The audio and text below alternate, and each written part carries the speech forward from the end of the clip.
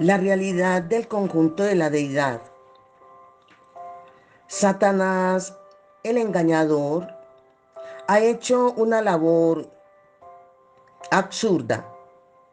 Él ha convencido al mundo, aun a ministros consagrados del Evangelio, de que el Espíritu Santo no es nada más que una influencia o un poder especial. Este engaño es de primera importancia para Satanás, porque él sabe que cuando tú y yo descubramos la personalidad y realidad del Espíritu Santo, tu vida y mi vida serán cambiadas de una manera maravillosa, de una manera sobrenatural y dramáticamente hablando. Cada gran avivamiento fue acompañado por una revelación del Espíritu Santo. Aún el Espíritu, vemos cuando Martín Lutero le da crédito por la gran reforma a la obra del Espíritu.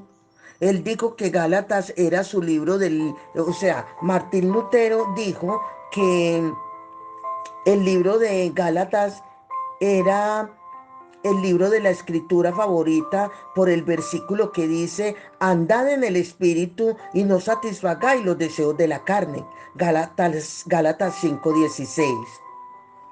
Pero hoy poca gente sabe el significado de andar en el espíritu.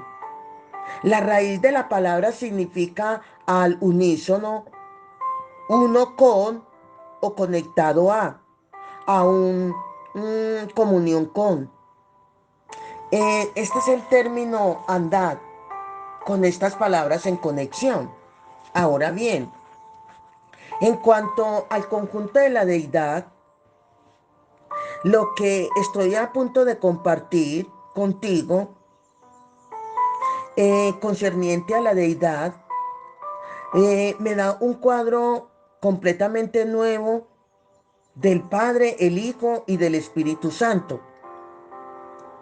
Encontré que Dios es espíritu eterno sin forma material, pero Él a menudo se revela a sí mismo mediante forma humana y otras características humanas. En relación a Dios el Padre, ¿qué acerca de las formas en que Dios frecuentemente aparecía al hombre? Cuando Ezequiel tuvo su visión de Dios en 593 años antes de Cristo, lo descubrió sentado sobre una expansión que separaba a las criaturas de la gloria del Señor. Él vio la figura, ¿quién? Este profeta Ezequiel vio la figura vio la figura de un trono que parecía de piedra de zafiro. Y sobre la figura del trono había una semejanza que parecía de hombre sentado sobre él, según Ezequiel 1:26. ¿Cuál es la apariencia de Dios el Padre? Como la de un hombre. Tú dices: a mí me han enseñado que espíritu, que Dios es espíritu. Sí. O me pueden decir: tú dices que Dios es espíritu, lo que he compartido. Y yo puedo responder: claro que sí. Pero Él es espíritu con forma misteriosa, no alguna nube que flota en el espacio. El apóstol Juan en Apocalipsis lo describe como la brillantez reflejada de piedras preciosas. Él dijo: y al instante yo estaba en el espíritu, dice el apóstol Juan. Y he aquí un trono establecido en el cielo, y en el trono uno sentado. Y el aspecto del que estaba sentado era semejante a piedra de jaspe y de cornalina. Apocalipsis capítulo 4, versículos 2 y 3. Los profetas describen las características de Dios con gran detalle. Isaías dice: sus labios llenos de ira y su lengua como fuego que consume, su aliento cual torrente que inunda. Isaías 30, versículos 27 y 28. Y Dios revela el hecho de que Él puede ver. Hicieron la mano dice, hicieron lo malo delante de mis ojos. Isaías 66:4. Para mi sorpresa, hallé que Dios se describe como teniendo la semejanza de dedos, manos y rostros. Después que el Señor habló a Moisés en el monte Sinaí, Él le dio las tablas de piedra escritas con el dedo de su Dios. Éxodo 31:18. Entonces el Señor le dijo a Moisés: no podrás ver mi rostro, como no me verá hombre y vivirá. Éxodo 33:20. Él aún le habló a Moisés de su espalda. Y cuando pase mi gloria, yo te pondré en una hendidura de la peña y te cubriré con mi mano hasta que haya pasado. Después quitaré mi mano y verás mis espaldas, mas no se verá mi rostro. Vemos ahí en Éxodo 33, versículos 22 y 23.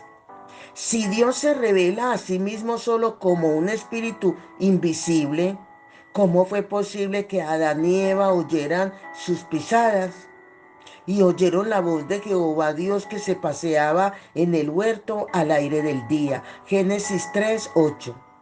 Dios también tiene un corazón. Y se arrepintió Jehová de haber hecho hombre en la tierra y le dolió en su corazón. De igual manera es como un fuego abrasador. Por tanto, miremos al Hijo. Antes del Señor Jesús venir a la tierra, Él con Dios el Padre tenía solo una forma inmaterial. Su cuerpo terrenal de carne, sangre y hueso lo obtuvo cuando nació como un bebé en Belén. Y como tú, Él creció, y como yo, Él creció y llegó a ser, en este caso, un hombre. Podemos identificarnos con Cristo porque Él tomó la forma de un ser humano.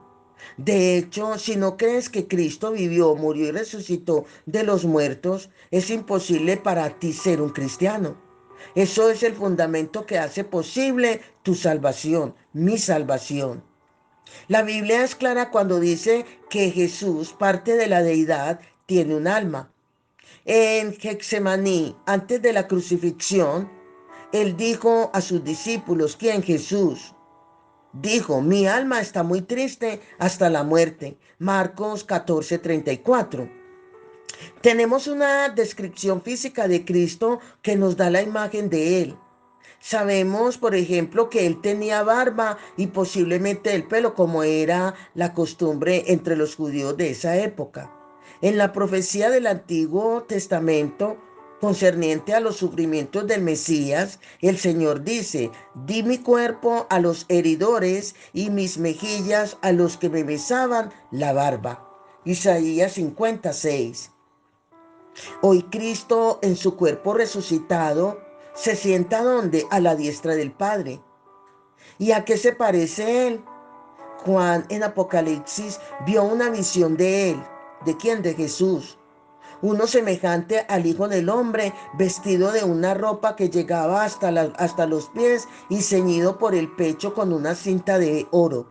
Su cabeza y sus cabellos eran blancos como blanca lana, como nieve, sus ojos como llama de fuego, y su rostro era como el sol cuando resplandece en su fuerza. Apocalipsis 1, 13 y 14 y 16.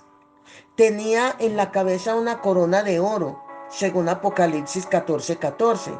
Y en su vestidura y en su muslo tenía escrito este nombre: Rey de Reyes y Señor de Señores. Apocalipsis 19, versículo 16.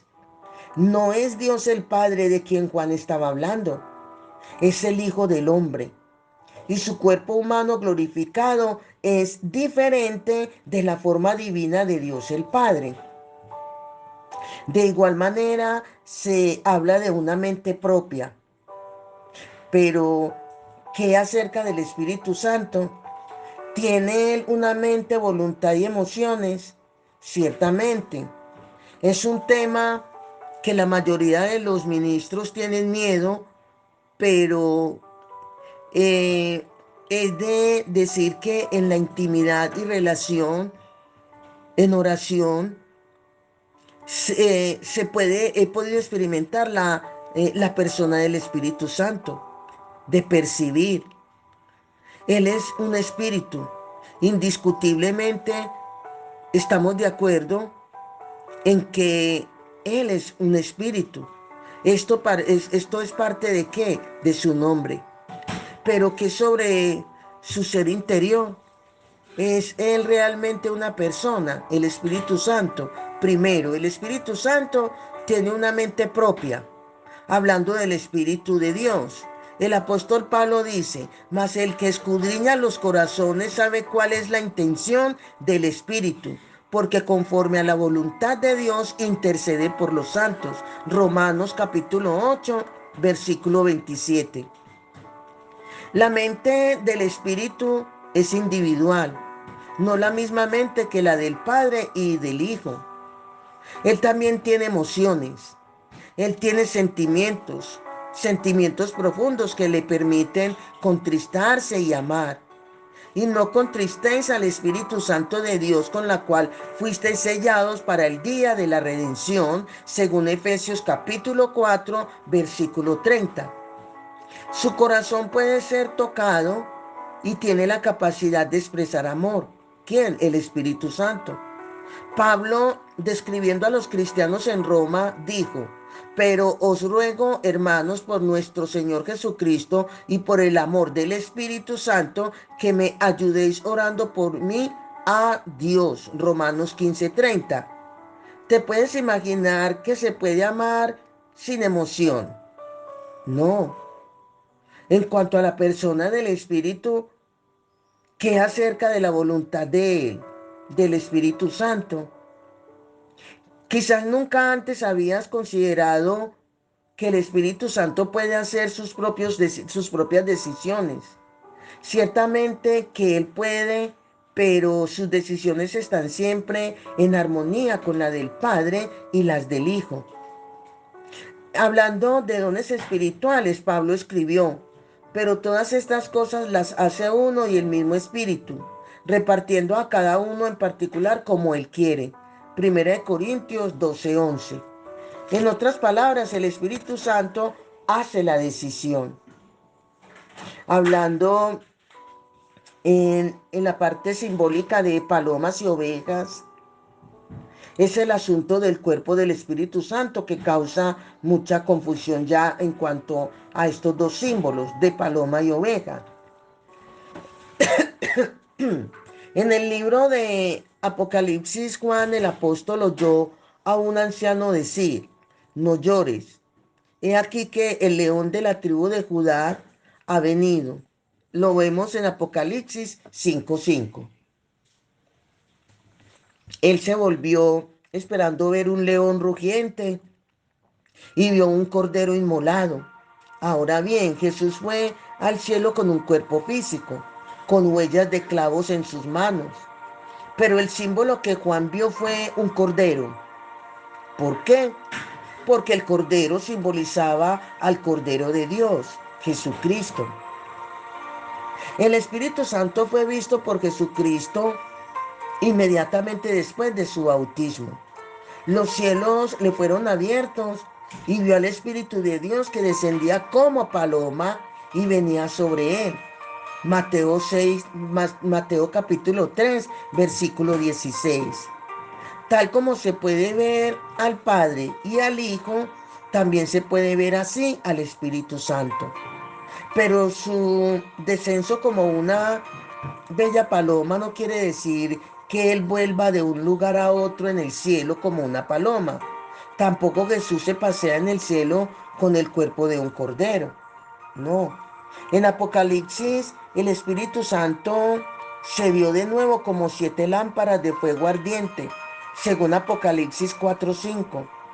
Si el Espíritu vino como una paloma en Mateo, no puedes esperar que tenga un cuerpo compuesto de 7 candelabros o 7 cirios ardientes.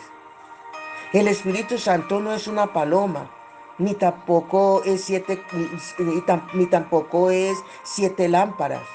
Un cordero, una paloma, una lámpara, son símbolos, no formas físicas de cuerpos, valga la aclaración. La escritura también, sin embargo, me dice que el Espíritu Santo se puede comunicar aunque Él no tiene oídos o boca. El Espíritu Santo ciertamente puede oírnos y hablarnos. Hablará todo lo que oyere, según Juan 16:13. Y tenemos que escucharlo. Oiga lo que el Espíritu dice, según Apocalipsis 2:7. Y aunque Él no tiene ojos, el Espíritu Santo, como los tuyos y los míos, el Espíritu todo lo escudriña, aún lo profundo de Dios. Primera de Corintios 2:10. Ya que tú y yo fuimos creados con oídos, boca y ojos, no esperarías que el Creador, Padre, Hijo y Espíritu Santo sea capaz de entender y hablar contigo. No podemos ni siquiera pensar esto. No esperarías esto, ¿verdad? Yo también creo que el Espíritu Santo puede hacer conocer su presencia mediante formas corpóreas o formas corporales y aún permanecer sin limitaciones y totalmente omnipresente. La Biblia dice claramente, el Espíritu de Dios se movía sobre la faz de las aguas. Génesis 1:2. Ahora bien, la Biblia no me dice a qué se parece, no, se me dice un poco de cómo el Padre se revela a sí mismo. Habla un poco de esto y se nos da alguna descripción de Cristo. Pero de decir que detalles concernientes a la manera en que el Espíritu Santo se nos revela a sí mismo son raros en la Escritura. Algunas veces Él se ve pero no se oye. Otras veces se oye pero no se ve. En cualquier momento, sin embargo, puede revelar su presencia y mensaje mediante cualquier forma que Él escoja. ¿Quién? El Espíritu Santo. También puede darse una apariencia impactante. A que Dios el Padre en ocasiones se parece, aunque nunca lo hemos visto hacer una aparición visible física. Creo que, como en el caso del Espíritu Santo, el Padre puede hacerse ver como se veía Jesús en la tierra. De hecho, muchos raros del carácter divino se dan a conocer mejor mediante la naturaleza humana que fue creada a imagen de Dios. En Génesis 1:26-27 o en Santiago 3:9. Hebreos habla de Cristo como siendo el resplandor de su gloria y la imagen misma de su sustancia. Hebreos 1:3. Eh, Solo puedo llegar a una conclusión diciendo que cuando vemos a Jesús, también vemos al Padre. Y creo que Jesús revela al Espíritu Santo como revela al Padre. Mire a Jesús y verá al Espíritu también. El Espíritu Santo no es una brisa celestial o una nube gaseosa flotando dentro y fuera de tu vida. No, Él es Dios y reside en nosotros, igual al Padre y al Hijo en la Trinidad.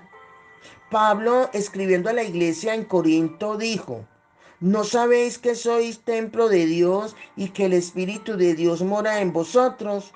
Si alguno destruyera el templo de Dios, Dios le destruirá a él, porque el templo de Dios, el cual sois vosotros, santo es.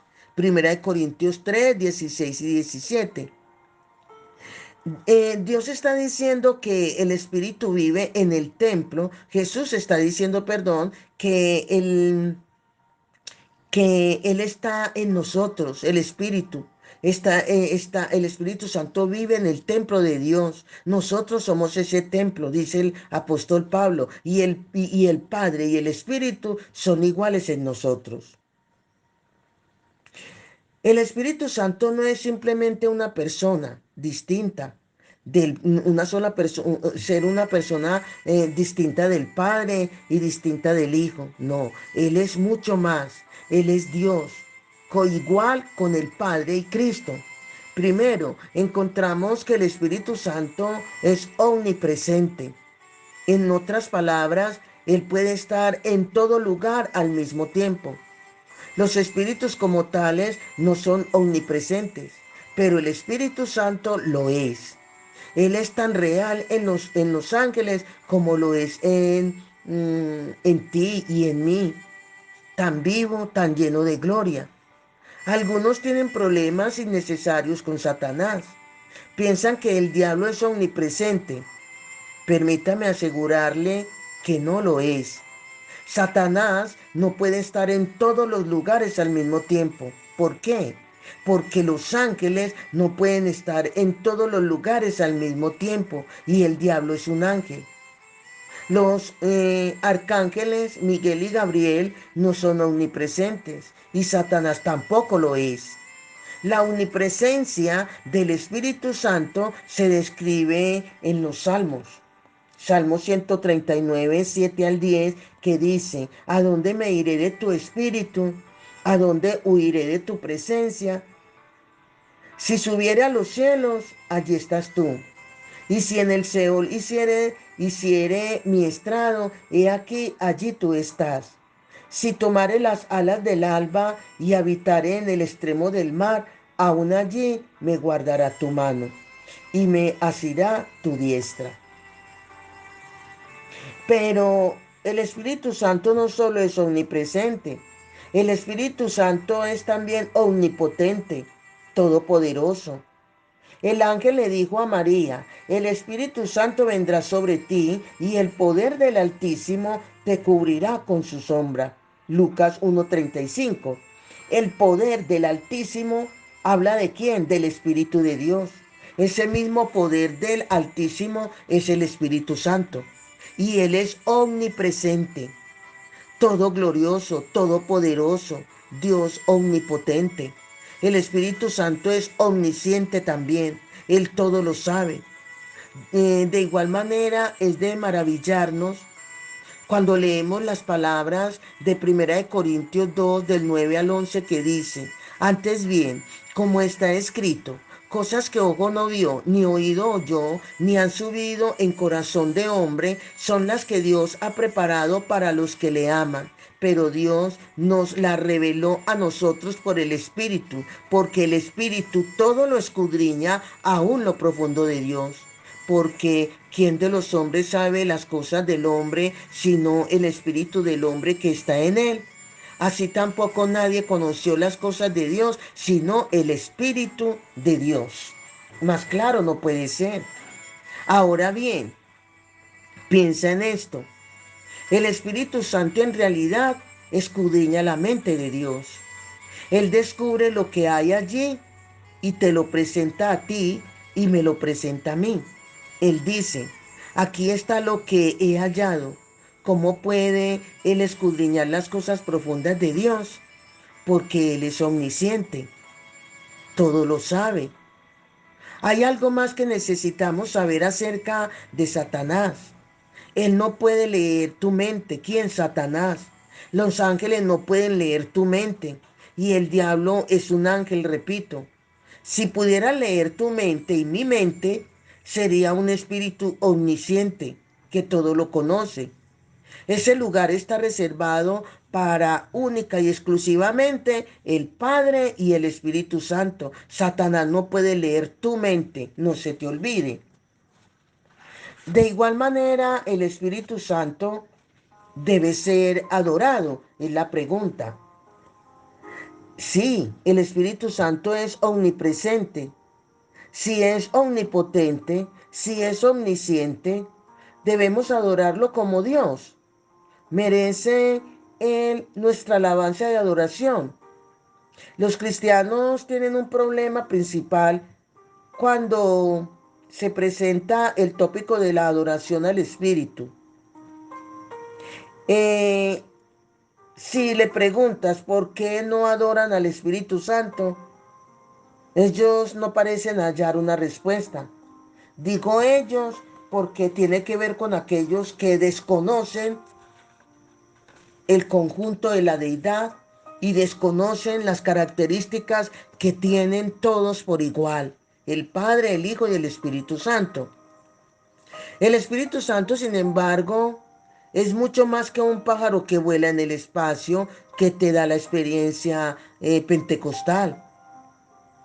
Si Él es todo lo que hemos estado diciendo, igual al Padre y al Hijo, entonces hay que adorarlo. Sí, hay que adorarlo. Te preguntarás, ¿cómo debe adorarse al Espíritu Santo? Bueno, cómo adoras tú o cómo adoro yo a Dios el Padre y cómo adoramos al Hijo? No debe haber diferencia. Debes de igual manera derramar sobre el Espíritu Santo y debemos derramar sobre Él nuestra devoción y amor. La Biblia nos dice que la deidad, Padre, Hijo y Espíritu Santo, existe por sí misma. Ahora bien, cuanto más la sangre de Cristo, del cual mediante el Espíritu eterno se ofreció a sí mismo sin mancha a Dios, limpiará vuestras conciencias de obras muertas para que viváis al Dios vivo. Hebreos 9:14 hace este interrogante. Porque así cuando aprendemos acerca de los ángeles, vemos que ellos solo están presentes por la existencia de Jesús. Pero hay que dar una buena noticia. Y es que a Dios el Espíritu Santo se le puede no atribuir, se le puede ofrecer, se le puede reconocer el yo soy, tanto como a Dios el Padre y a Dios el Hijo. En cuanto a aceite, agua, nubes y luz, es de decir, Eh, y puedo decir a nivel personal que desde el momento en que comencé a tener por primera vez ese encuentro con el Espíritu Santo, he podido experimentar una realidad creciente de su presencia, una realidad de una persona en mí. Cada pasaje de la Escritura, cada encuentro y cada revelación hace mi andar en el Espíritu más completo, más segura. Lo que aprendí fue que el Espíritu Santo no es solo un espíritu que puede tener forma. Él es tan real que se le puede resistir. Muchos piensan que el Espíritu Santo es un viento, como hay una doctrina de error que dicen que es una fuerza, los testigos de Jehová, pero no lo es. Eso es solo en una larga lista de símbolos descriptivos usados para dar a conocer al Espíritu. Y aquí hay algunos símbolos para dar a conocer al Espíritu, que es aceite, agua, una paloma, una nube, la luz y eh, muchas otras más simbolismos. Eso en realidad no quiere decir que el Espíritu Santo se parezca a estos símbolos. El viento es invisible, pero tú no lo puedes resistir. La palabra resistir quiere decir que oponerse. Tú no te puedes oponer al viento. Trata de pararte frente al viento y éste pasará por tu lado. Sin embargo, oponer, te puedes oponer al Espíritu Santo.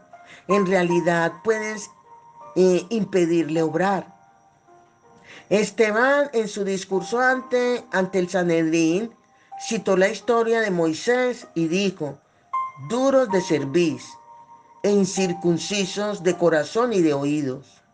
Vosotros resistís siempre al Espíritu Santo, como vuestros padres, así también vosotros. Está en Hechos capítulo 7, versículo 51.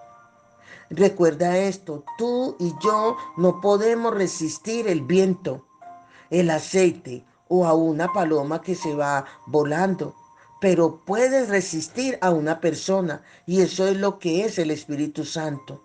Eso es lo que el Espíritu Santo es.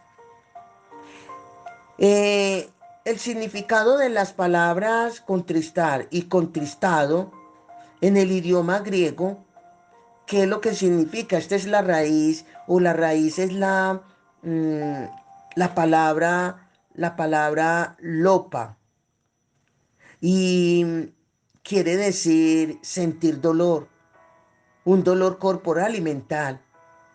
Esta palabra resistir significa sufrir angustia física y mental.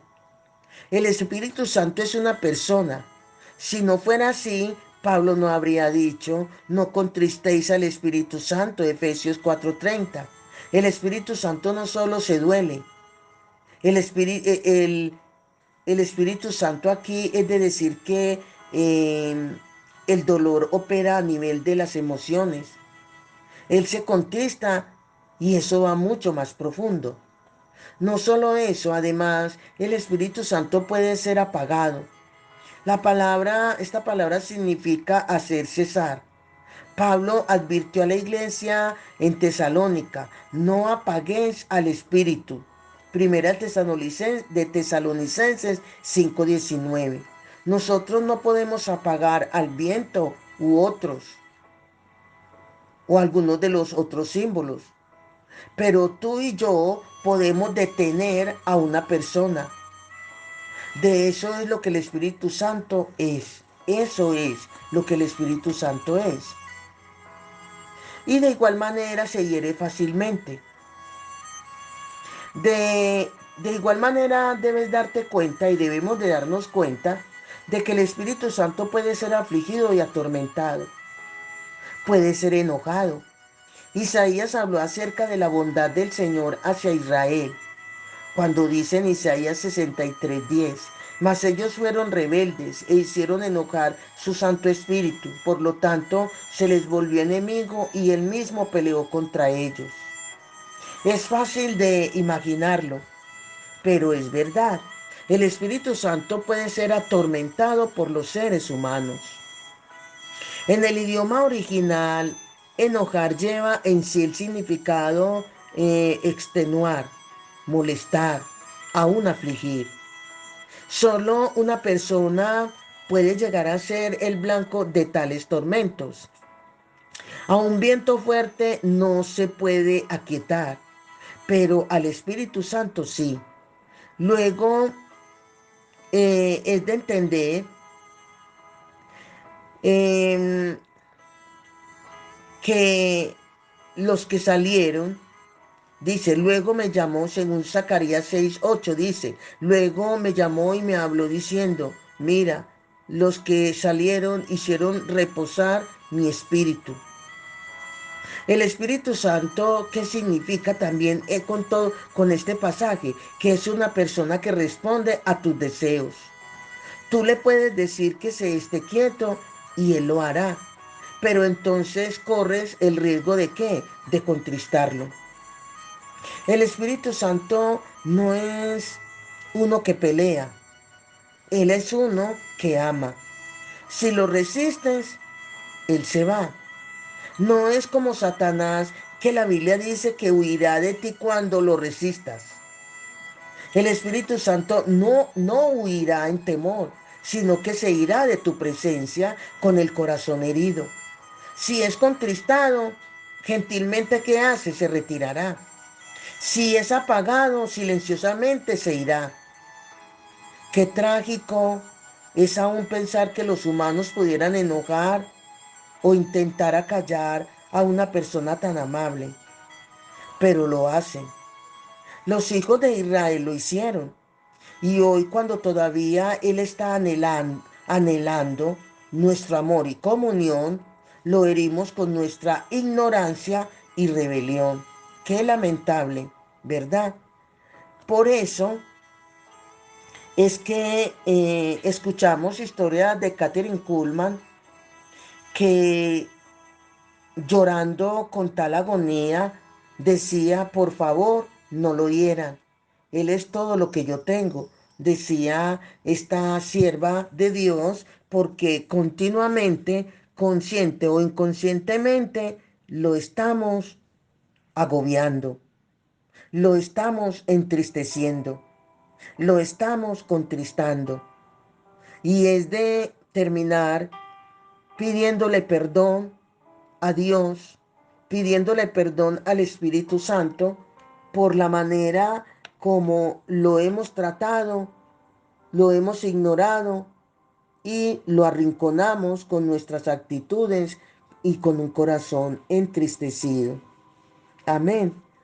Así que le invito a esta corta oración que haga con un corazón sincero y reconociendo delante de Dios las actitudes de ofensa que hemos tenido contra el Espíritu Santo.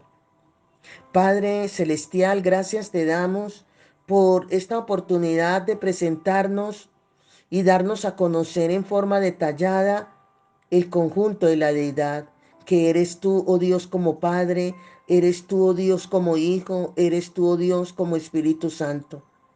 Ante todo, pedimos perdón de corazón sincero de la manera como consciente o inconsciente, conociendo o desconociendo, hemos ignorado, arrinconado, entristecido, hemos agobiado a la persona del Espíritu Santo, al que dejaste dentro de nosotros como nuestro morador y nosotros su morada. Perdónanos y ayúdanos a caminar con conocimiento en obediencia, a caminar con cautela para permitir que el Espíritu Santo, con su naturaleza de amor, pueda abiertamente manifestar su gozo, manifestar su amor, manifestar su misericordia y así edificar nuestras vidas. Te damos gracias, Dios mío, por perdonarnos. Gracias, Espíritu Santo. Ayúdanos a valorar lo que eres tú para nosotros, por el privilegio que tenemos de permitir que tú mores y que realmente, como dice tu palabra, donde está el Espíritu Santo, hay libertad. Que tú tengas libertad en nuestra alma, en nuestra manera de pensar, en nuestra manera de actuar, en nuestra manera de obedecerte. En el nombre de Cristo Jesús. Amén, Señor, y amén. Bendiciones, bendiciones.